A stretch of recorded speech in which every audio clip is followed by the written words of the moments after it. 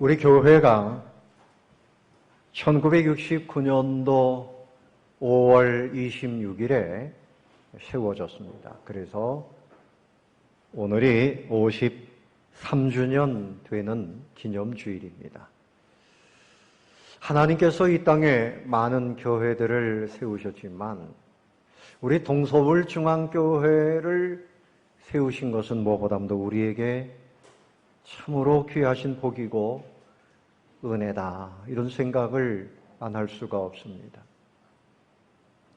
교회라고 하는 것은 건물이 아니고 예수님을 구주로 믿는 사람들의 모임을 교회라고 말합니다.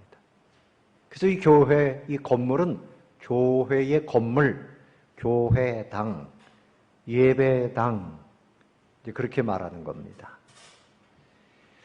세계적으로 가장 훌륭하고 좋은 교회, 어떤 교회일까? 예수님을 머리로 섬기고 예수님을 구주로 믿는 교회면 세상에서 어떤 교회보다도 훌륭한 교회다, 그렇게 보아야 됩니다. 좋은 건물에 있든지 지하실에 있든지. 여러분, 비교해보면 요즘에 이단들이 있는데요, 이단들이 모이는 그 모임이 대단합니다. 체육관에서도 모이고요, 예배당, 그들의 예배당이 굉장히 화려하고 수많은 사람들이 모이고 대단하지만 그 속을 들여다보면 예수님이 없어요. 하나님의 말씀이 진리가 아니고 사람이 교주가 되어져 있고, 그들을 따라가면 그들은 한꺼번에 지옥으로 떨어지는 것입니다. 하나님의 교회는 학교처럼 공부를 가르치는 것도 아니고 문화센터도 아니고 백화점만큼 화려하지도 않지만 교회는 최고의 것을 가지고 있습니다. 교회 안에 진정한 구원이 있습니다. 교회 안에 진정한 천국이 있습니다. 교회 안에 하나님의 영광이 있기 때문입니다. 그래서 우리 교회를 처음 설립할 때 개척하신 분들이 얼마나 수고를 많이 했겠어요.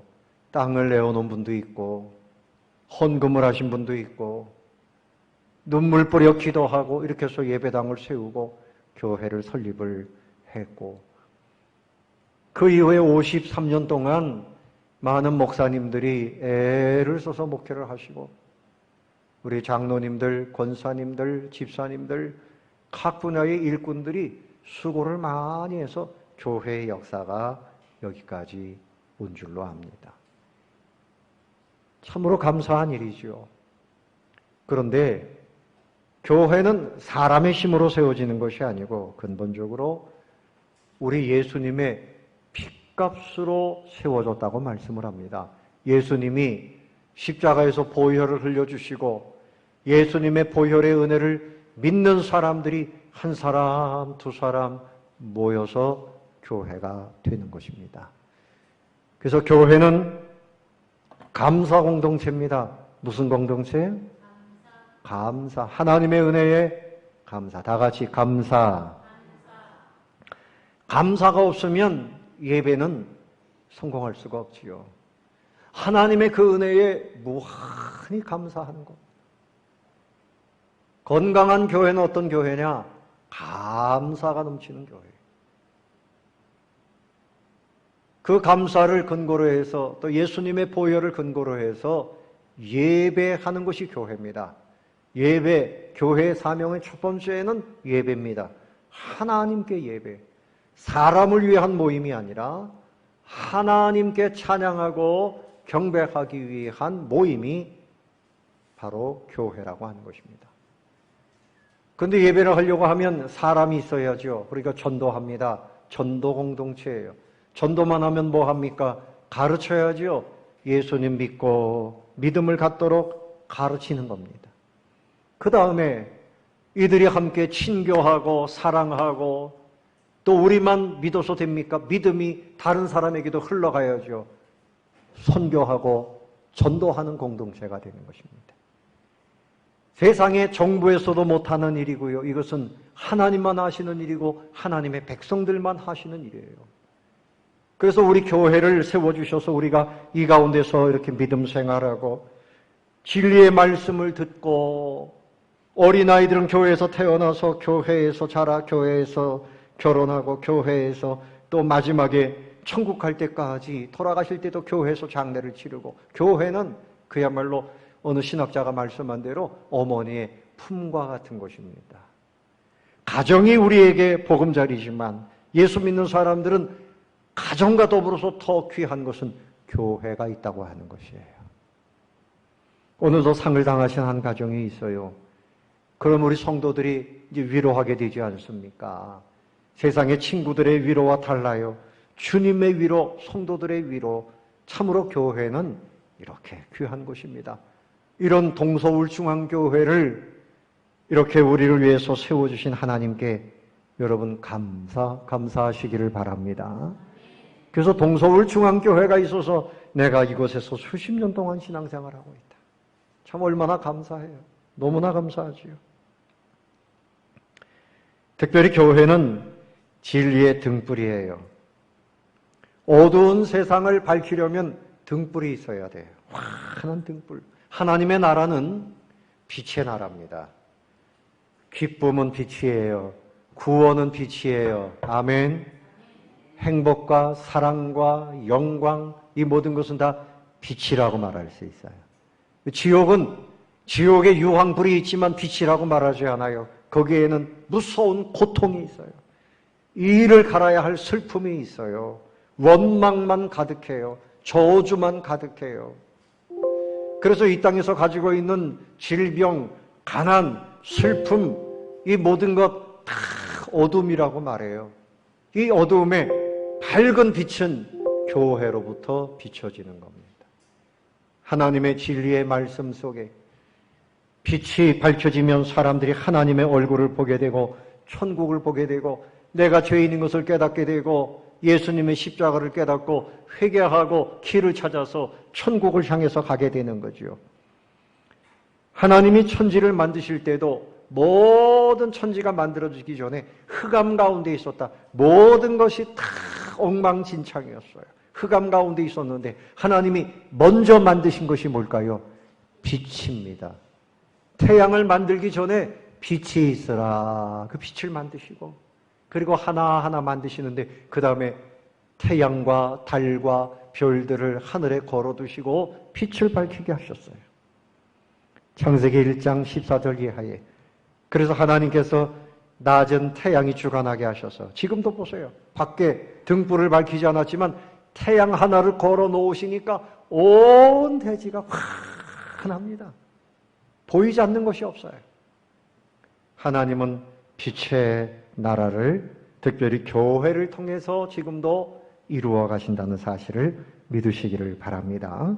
그래서 사무엘하 22장 29절에 보면 여호와여 주는 나의 등불이시니 여호와께서 나의 어둠을 밝히시리이다.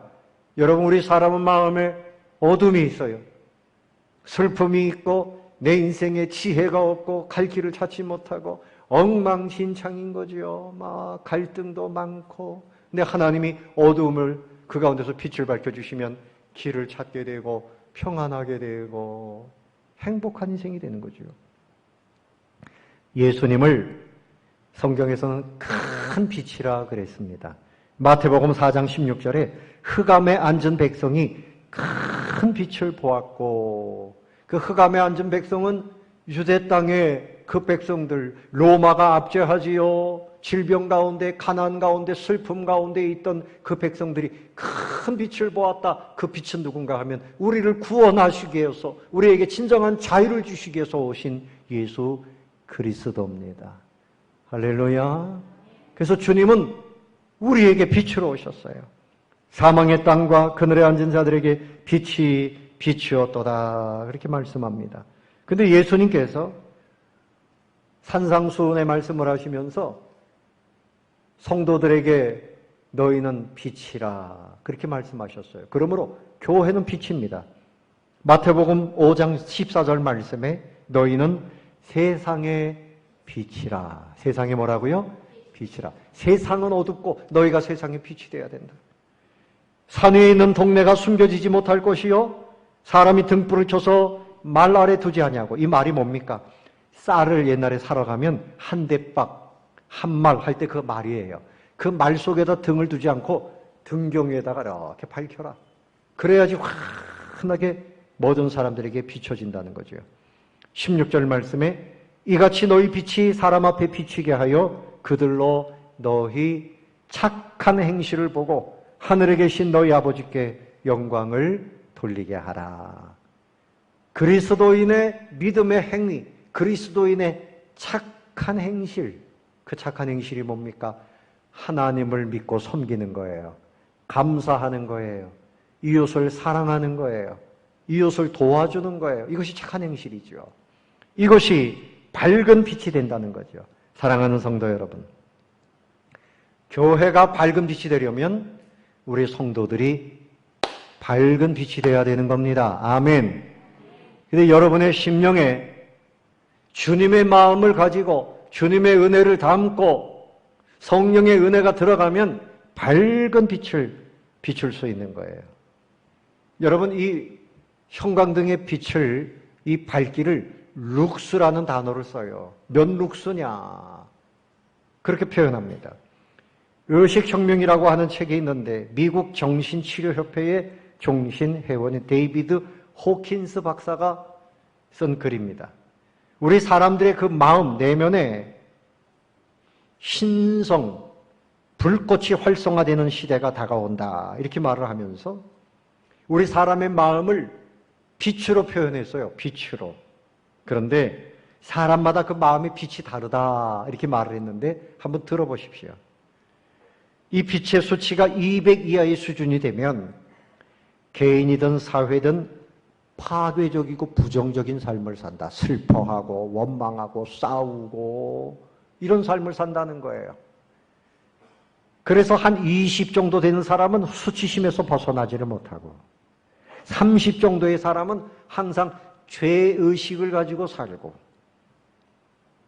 또 50 정도의 사람은 무기력 상태에 빠져 있어서 나는 빈곤하다, 절망하고 자포자기하고 이런 사람이란 말이죠. 75 정도가 되면 슬픔에 빠져 사는 사람, 항상 슬퍼하는 사람, 마음이 우울하고 낙심하기 좋아하고 비탄에 빠지고 공허하고 후회밖에 없는 사람이라는 거죠. 한 100 정도 되면 마음에 두려움이 가득한 사람이라는 거예요. 여러분 어떻습니까? 125 정도 되면 욕망에 사로잡혀서 잘못된 욕망, 그 욕망대로 범죄한다는 거예요. 그 수준이 150 정도 되면 분노에서 벗어나지를 못한다. 175 정도 되면 자존심에 매여서 자존심이 상해서 늘 그런 소리를 한다는 거예요. 200 정도가 되면 용기를 내기 시작하고 250 정도 되면 이제 중간 지점으로 넘어간다는 거예요. 310 정도 되면 자발성을 가지고 뭔가 자발적으로 바른 일을 하기 시작하고 350 정도 되면 포용력 있는 사람이 되고 400 정도가 되면 이성이 바르게 되어져서 그래서 연구도 하고 좋은 일을 한다는 거죠. 그런데 이 호킨스 박사가 하는 말은 500 이상의 사람이 돼야 얼마 이상이라고요? 500 이상의 사람이 되면 사랑하는 사람이 된다. 뭐 하는 사람? 사랑하는 사람. 자기를 바르게 사랑하고 하나님을 사랑하고 이웃을 사랑하고 이것은 500이 넘어갈 때 그렇게 표현을 했습니다. 여러분, 이분의 말이 꼭 맞는 건 아니지만 여러분의 마음속에 하나님의 은혜가 뜨거운 불덩이가 되어져서 500이 넘어가게 되시기를 바랍니다. 그래서 늘 자기 수치심이나 자기 자존심이나 뭔가 그렇게 부정적인데 매여가지고 헤매이는 인생이 아니라 빛을 발하고 사람들을 사랑하고 하나님을 사랑하고 열매를 맺는 긍정적이고 창의적인 그런 인생이 돼야 되겠지요.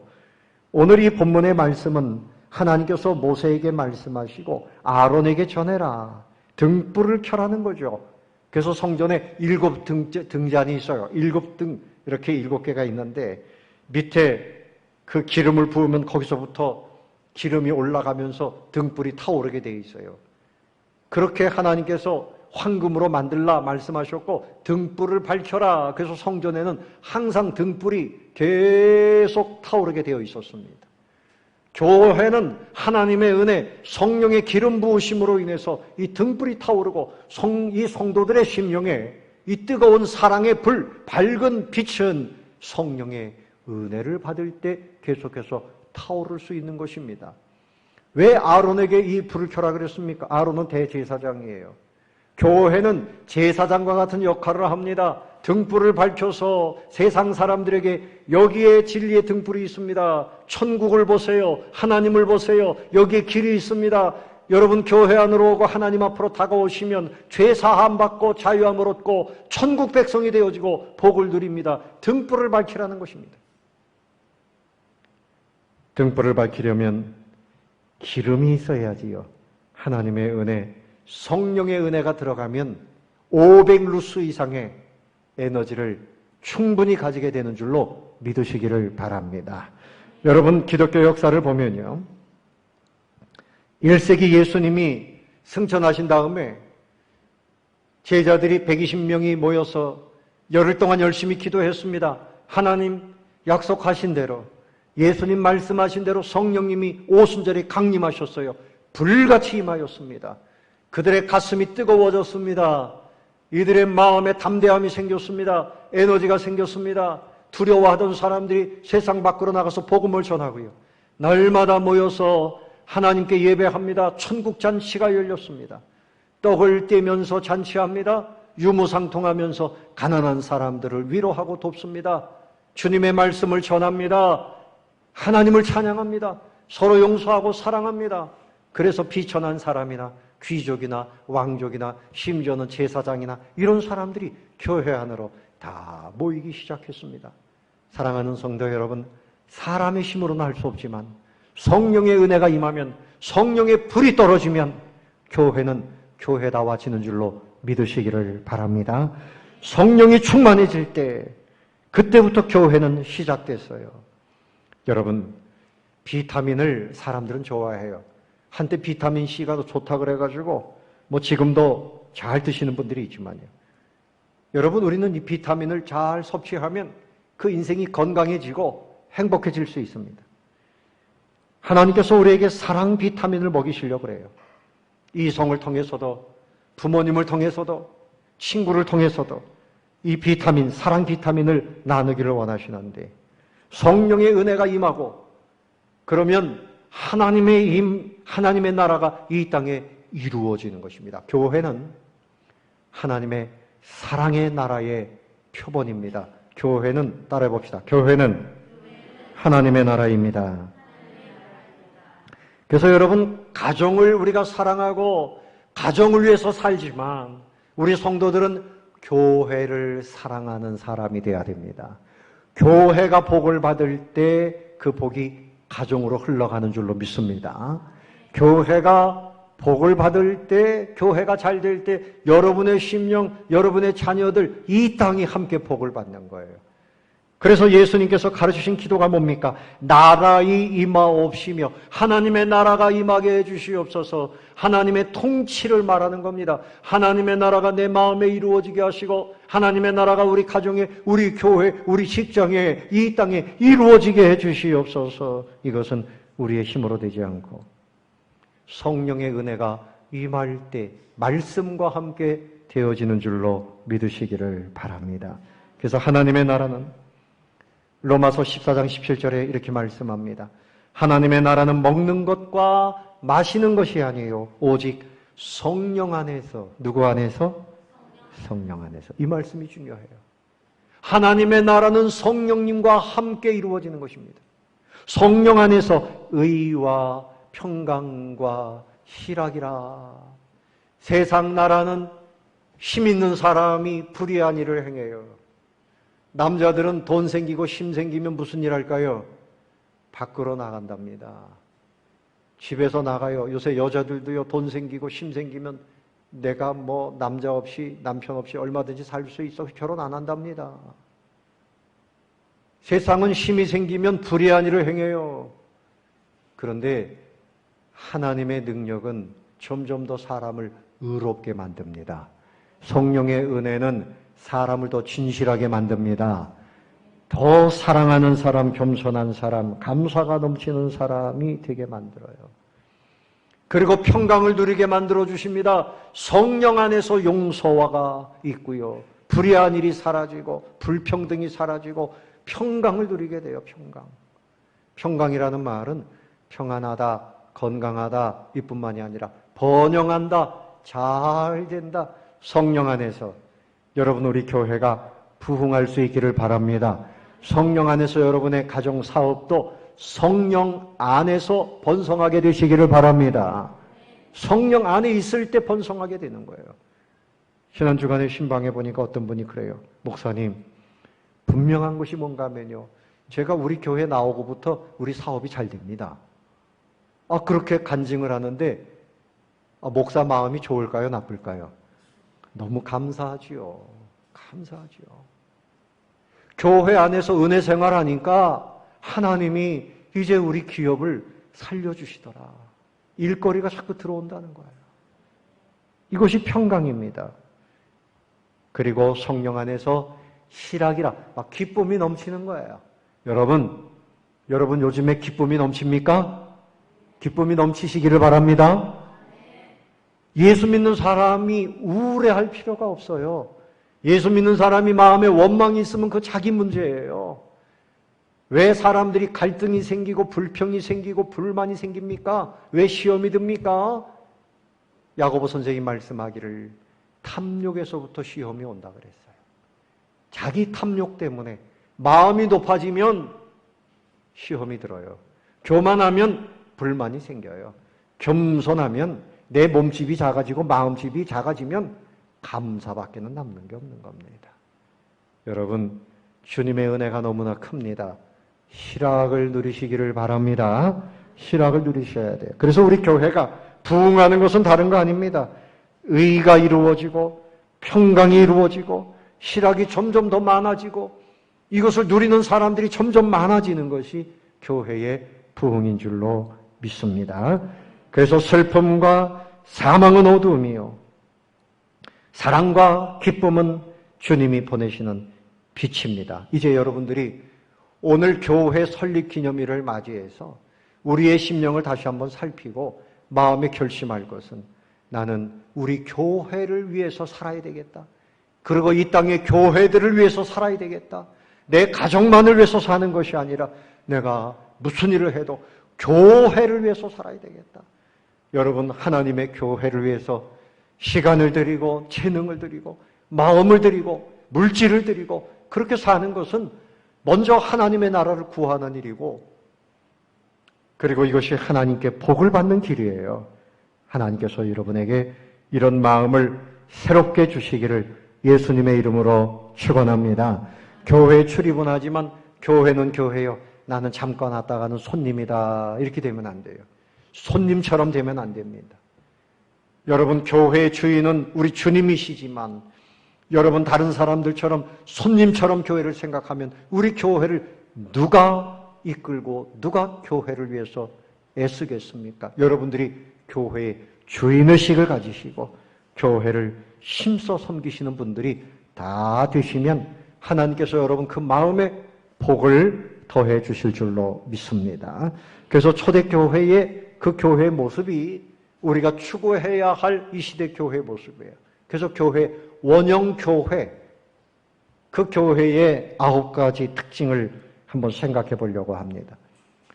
첫 번째는 교회는 이런 특징이 있어요. 첫 번째 뭡니까? 성령으로 충만한 예배 공동체. 예배를 드리는데 그냥 원망과 슬픔과 졸다가 마지못해 출석부나 찍고 가자. 예배 안 드리면 하나님께서 쫓아오셔가지고 뒤통수로 한 대 탁 때리실까봐 겁이 나가지고 예배 드리는 이런 예배가 아니라 성령의 은혜가 충만하고 기쁨이 충만하고 회개가 충만하고 감사가 충만한 이런 예배의 공동체가 돼야 교회가 그때부터 살아나게 되는 겁니다. 두 번째는 무슨 공동체? 예수의 삶을 사는 소그룹 공동체. 목장에서 예수님의 삶을 같이 실현하는 거예요. 제자의 발을 씻기신 예수님처럼 서로 아픔을 닦아주고 슬픔을 같이 나누고 기쁨을 나누고 이런 소그룹 모임이 돼야 돼요. 그래서 목장에 들어가야 되고 전도회에 들어가야 되고 주일학교에서 아이들이 그것을 배워야 돼요. 세 번째는 치유가 일어나는 치유 공동체. 어떻게 해서 병원에서 고치지 못하는 마음의 병, 병원에서 고치지 못하는 육신의 병도 지금도 하나님께서 교회를 통해서 고치십니다. 믿으시기 바랍니다. 왜 그렇습니까? 하나님이 살아 계시기 때문입니다. 하나님이 살아계심을 믿으시기 바랍니다. 그래서 지금도 하나님은 교회 안에서 치유하십니다.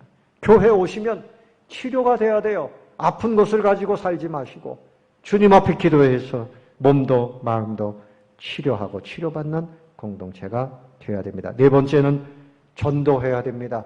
고난이 있지만 고난 속에서도 전도해야 돼요. 편안해야만 전도하는 것이 아닙니다.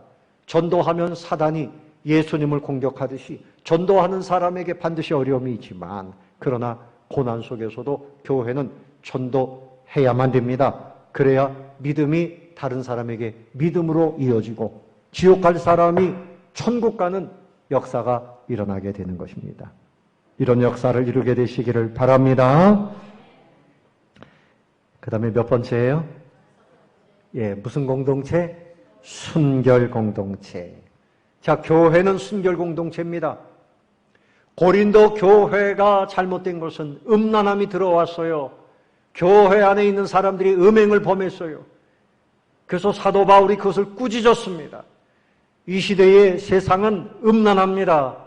남자들이 돈 있고 힘 생기면 음란한 짓들을 해요. 여자들도 마찬가지입니다. 결혼하기 전에도 그래요. 결혼한 이후에도 그래요. 세상이 그렇다 그래서 교회가 따라가면 안 되는 거지요. 여러분, 바닷물 속에 있는 물고기는요, 살아있는 동안에 바닷물이 그의 몸속으로, 그의 살 속으로 들어오지 않아요. 여전히 살아있는 겁니다. 세상은 그렇지만 교회는 순결한 모습으로, 그래서 오히려 세상에 순결함을 전해야 되고 더러운 곳에 맑은 물을 보내는 것이 교회입니다. 일곱 번째, 사역 공동체가 돼야 돼요. 교회는 목사님, 전도사님만 일하는 곳입니까? 장로님이니까 일합니까? 모든 성도들이 하나님 주신 은사를 따라서 청년이나 노인이나 여자나 남자나 하나님이 맡겨주신 일을 감당해. 우리 교회도 우리 권사님들, 집사님들 각 분야에서 일을 해주시니까 우리 교회가 이렇게 계속해서 일을 하고 있지 않습니까? 그래서 여러분, 나는 교회 일꾼이 돼야 되겠다. 다른 일은 해도 나 교회 일은 못해. 이러시면 안 됩니다. 하나님께서 우리를 부르신 이유는 교회 안에서 함께 일을 하도록 불러주신 줄로 믿으시고요. 이제는 오늘부터 나도 교회에서 뭔가 일을 해야 되겠다. 이런 마음의 결심을 하시면 교회가 힘을 얻게 될 줄로 믿습니다. 이런 은혜가 있게 되시기를 바랍니다. 그 다음에 좀 어려운 말이에요. 환난과 핍박을 이기는 무슨 공동체? 순교 공동체. 예수님을 믿으면 반드시 예수님을 위해서 순교해야 되는가? 뭐 그런 건 아니지만. 자, 여러분, 이런 말들이 있어요. 재미있는 말이죠. 소방관이 무서워요? 눈먼 소경이 무서워요? 이런 질문이 있어요. 소방관은 물불을 안 가리고 막 그냥 물을 뿜어댑니다. 아, 무섭지요. 불 끌 때 보면 무섭습니다. 근데 소경은 더 무서워요. 왜요? 눈에 보이는 게 없어요. 눈에 보이는 게 없어요. 더 무서워요. 근데 더 무서운 사람이 누군가 하면요, 죽기 살기로 덤비는 사람. 난 죽음도 두렵지 않다. 예수 안 믿는 사람들도 어차피 죽을 건데 어차피 죽을 건데 이러고 덤비는 사람 무섭습니다. 근데 우리 그리스도인들은 세상이 감당치 못할 사람들이에요. 우리는 죽는 것으로 끝나지 않아요. 우리는 삽니다. 죽어도 삽니다. 그렇기 때문에 순교도 가능한 겁니다. 역사를 볼 때 예수님 믿는 것 때문에 그 믿음을 지키기 위해서, 예배를 지키기 위해서 순교하신 분들이 많아요. 그래서 우리 대한민국의 교회는 순교의 피 위에서 자라고 있다. 교회 사학자들은 그렇게 말을 하지요. 여러분, 공산주의자들이 누구를 무서워하는가 하면 예수 믿는 사람들을 제일 무서워해요. 독재하는 사람들도 예수 믿는 사람들을 제일 무서워합니다. 중국의 시진핑이라고 하는 사람이 코로나19로 인해 가지고 교회 문을 다 걸어 잠궜어요. 코로나19가 어느 정도 해결됐는데도 교회는 절대 예배 못 드리게 합니다. 왜 그럴까요? 자기 정권이 위태해질까 봐 무서운 겁니다. 예수 믿는 사람들이 바른 소리를 내면 공산주의가 무너질까 봐 그것이 두려운 거지요. 우리 예수 믿는 사람들은 사람들을 죽이는 사람들이 아니라 살리는 사람이고 진리의 말씀을 가르치는 사람들이에요. 그렇기 때문에 무서워하는 것입니다. 여러분, 환난과 핍박을 이기는 순교의 신앙을 갖게 되시기를 예수님의 이름으로 축원합니다. 그 다음에는 무슨 공동체라 그랬어요? 나눔 공동체. 소외된 이웃을 품는 거지요. 내가 가지고 있는 것을 어려운 사람에게 나누어 주는 거죠. 초대교회는 유무상통했습니다. 그 다음에는 땅끝까지 복음을 전하는 선교 공동체입니다. 저 뒤에 보면 사진이 액자가 하나 있을 겁니다. 여러분 나가실 때 보세요. 저 사진은 캄보디아에서 지금 학교를 건축하고 있는 박선교 선교사님이 사진작가예요. 그래서 헌금을 모으기 위해서 저 액자를 만들어서 전시하는데 가보니까 500만 원씩 팔더라고요. 근데 그래서 사가는 사람들이 있었고, 저는 돈이 없어서 봉투에 조금 가져가서 경력금만 냈더니 저 액자를 저한테 선물을 했어요. 우리 교회에서 성도님들이 기도해 주시고 헌금해 주신다고. 그래서 캄보디아에 한 호수를 찍은 겁니다. 지금도 그 선교사님은 학교를 건축하고 있잖아요. 그래서 이제 교사들을 모아야 되고 아이들을 모아야 되는데 덜컥 폐암 수술을 받았어요. 그래서 그 선교사님은 경신학교를 나왔는데 언더우드 선교사님이 경신학교를 세워서 자기의 정신적인 멘토라고 그렇게 생각을 해요. 근데 그 언더우드 선교사님이 57세에 병환으로 돌아가셨어요. 그 선교사님 글을 보니까 주님, 언더우드 선교사님은 57세에 돌아가셨고요. 저는 이제 60이 조금 넘었습니다. 제가 지금 죽어도 언더우드 선교사님보다는 좀 더 살지만 그래도 학교는 이제 선생님을 세워야 되고 아이들을 모집해야 되는데 주님 나에게 건강을 주십시오. 참 그리고 기도하는 글을 보았습니다. 여러분 선교한다고 하는 것이 쉽지 않아요. 선교사님 혼자 하는 것이 아니고 여러분들의 기도와 여러분들의 선교 그 헌금을 통해서 전 세계에 지금 선교가 되고 있습니다. 우리 교회가 부흥하는 것은 우리 교회만 잘 되는 것이 아니고 선교지에서 왕성해지는 것이 우리 교회가 부흥하는 길입니다. 그것이 진정한 교회의 건강한 모습인 줄로 믿으시기를 바랍니다. 여러분들이 선교하는 일에도 힘써 동참해 주시기를 부탁을 드리겠습니다. 말씀을 정리하겠습니다. 여러분, 우리 교회는 주님의 피로 값주고 세워진 것입니다. 하나님께서 여러분에게 복 주시고 여러분 자녀들에게 복 주시고 이 땅에 복 주시기 위해서 우리 교회를 세워주신 것입니다. 근데 교회가 교회되는 방법은 인간의 노력과 힘으로는 어려워요. 성령의 불이 임하면 됩니다. 초대교회처럼 성령의 불이 임하면 됩니다. 마지막 그림을 좀 띄워보세요. 우리 교회는 회복을 넘어서 어디로 가야 돼요? 부흥으로 가야 됩니다. 하나님이 역사하시면 됩니다. 하나님이 역사하시면 됩니다. 부흥으로 가는 겁니다. 그러려면 어떻게 해야 됩니까? 다음 그림 다 같이 외쳐봅시다. 성령의 불입니다. 기도할 때마다 여러분 성령의 불을 내려달라고 기도하세요. 여러분의 심령에 성령의 불이 내려오면 사랑의 사람이 되고 능력의 사람이 되고 열정적인 사람이 되는 겁니다. 그 다음 그림 다 같이 시작. 성령의 기름 부으심.